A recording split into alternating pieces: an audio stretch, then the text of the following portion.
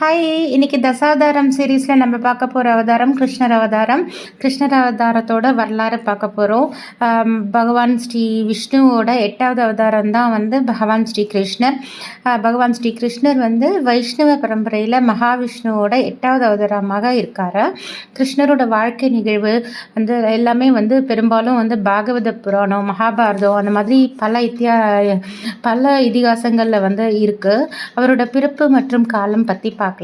கிருஷ்ணர் பிறந்த இடம் மதுரைக்கு ரொம்ப பக்கத்தில் இருக்கிற மதுரா அப்படின்னு ஒரு நகரில் வசுதேவருக்கும் தேவகிக்கும் பிறந்தார். அவர் பிறந்ததுக்கான காரணம் நமக்கு தெரியணும் இல்லையா? ஸோ உலகம் முழுசும் அறிஞ்ச கம்சனை தெரியாத ஆளே இருக்க முடியாது இல்லையா?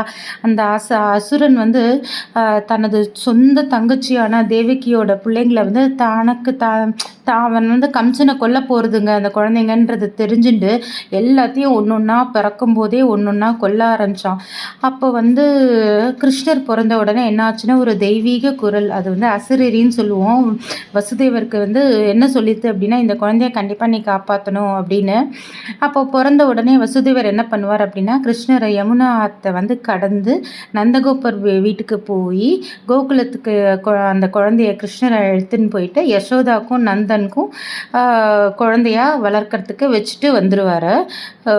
ஸோ அதுக்கப்புறம் என்ன ஆகும்னா, கிருஷ்ணரோட குழந்தை பருவ நிகழ்வுகள்லாம் நம்ம பார்க்கலாம்.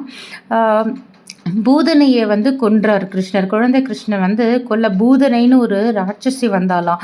ஆனால் கிருஷ்ணன் அவரோட உயிரை குடிச்சிட்டாராம். அதுக்கப்புறம் சகடாசுரனை அழிச்சார்.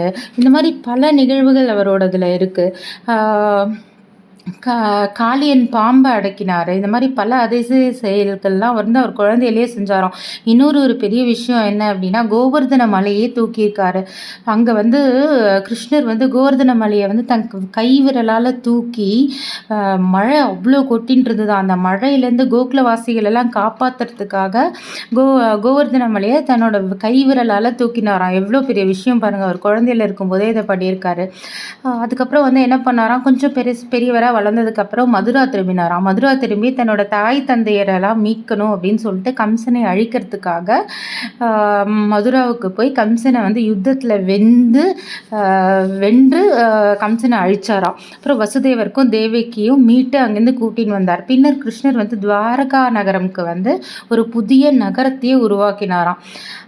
பாண்டவர்கள், இது நமக்கு தெரிஞ்சது தான் இல்லையா? நம்ம பார்த்துருக்கோம். பாண்டவர்கள் யுதிஷ்டிரன், பீமன், அர்ஜுனன், நகுலன், சகாதேவன் இவங்களுக்கு உறவினராகவும் இருந்தாராம், நண்பராகவும் இருந்தார், தெய்வீக வழிகாட்டியாகவும் இருந்தார். மகாபாரதத்தில் நம்ம பார்த்துருப்போம் இந்த கதையை.